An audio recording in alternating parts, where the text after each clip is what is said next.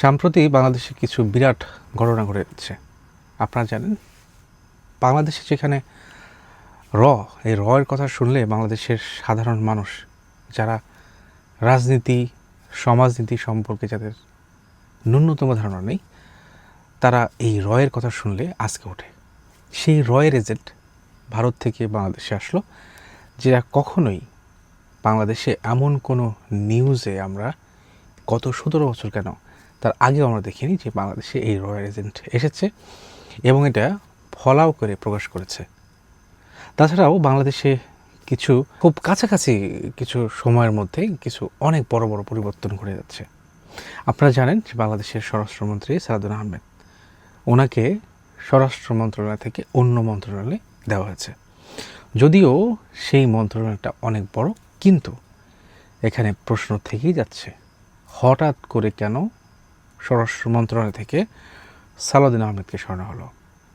আপনারা জানেন, বিএনপির একটা বড় এবং হ্যাভি ওয়েট একজন যদি আপনি মানুষ বলেন, যে মানুষটা প্রতিটা জায়গায় তার সিদ্ধান্তের ছাপ রেখে গেছে এ পর্যন্ত, বাংলাদেশের 5 আগস্টের পরে, তারপরে যে বাংলাদেশে আসার পর থেকে আপনারা দেখেছেন যে সালাউদ্দিন আহমেদ প্রতিটা মন্ত্রণালয়, এমনকি প্রধানমন্ত্রীর পক্ষ থেকেও, প্রধানমন্ত্রী হয়েও সংসদে বক্তব্য দিয়েছে।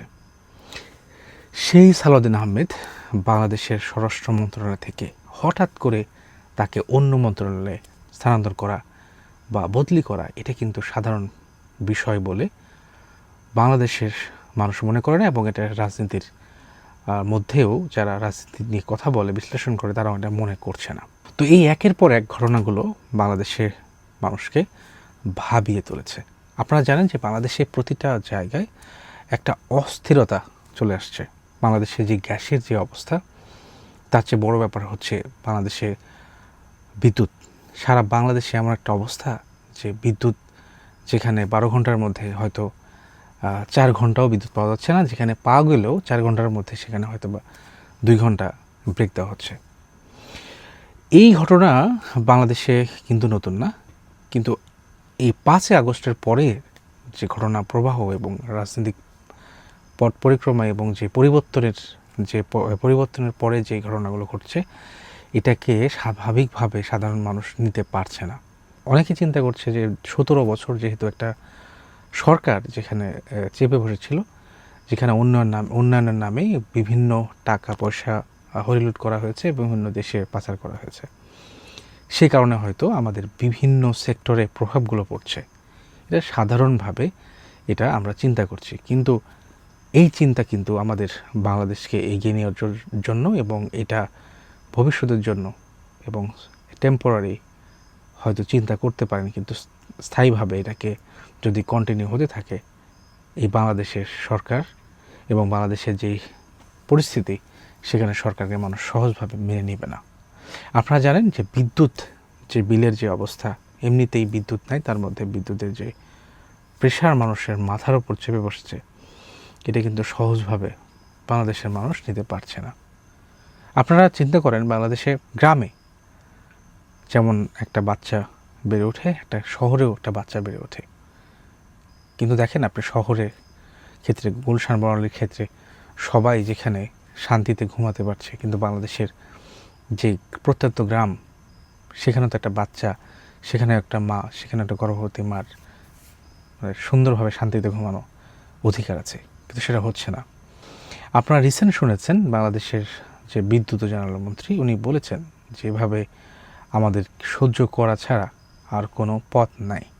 তাহলে কি আমরা এইভাবে দেশের মানুষ একের পর এক, দিনের পর দিন এগুলো সহ্য করে যাবে?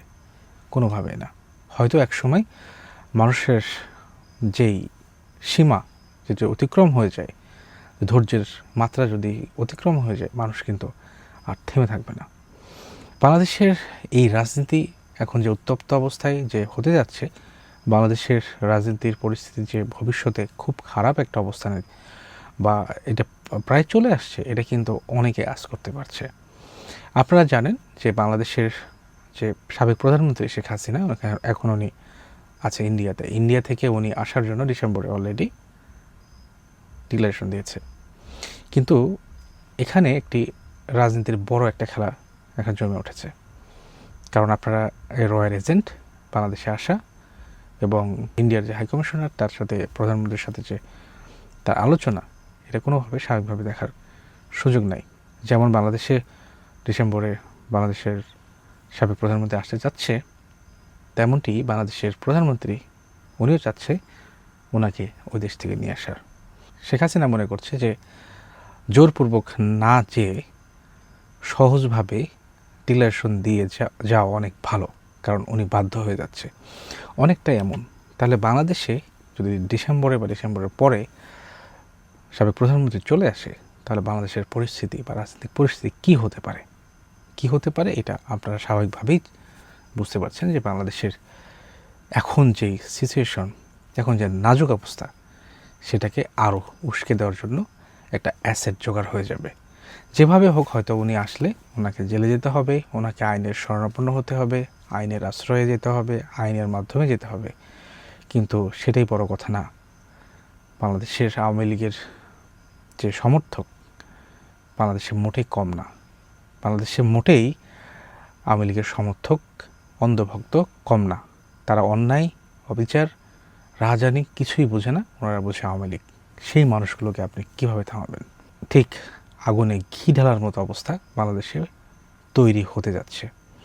বাংলাদেশে এই পরিস্থিতি সামলানো যেত যদি খুব সহজেই আমাদের দেশের মানুষকে বিদ্যুৎ, এই গ্যাস, এই বিভিন্ন নিত্য প্রয়োজনীয় যদি এই কন্ট্রোলে রাখা যেত, যদি নিত্য প্রয়োজনীয় যদি আমাদের বাংলাদেশে এই দামের একটা সিন্ডিকেট এটাকে ধরে রাখতে পারত।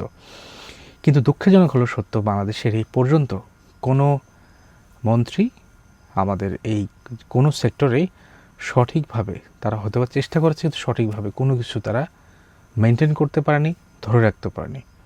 উপরন্তর খারাপ কিছুই হচ্ছে। তো বাংলাদেশে এমন যদি হতে থাকে, বাংলাদেশের রাজনৈতিক পরিস্থিতি আশঙ্কা করতেই পারি ভবিষ্যতের রাজনীতি খুব ভয়ঙ্কর হতে যাচ্ছে।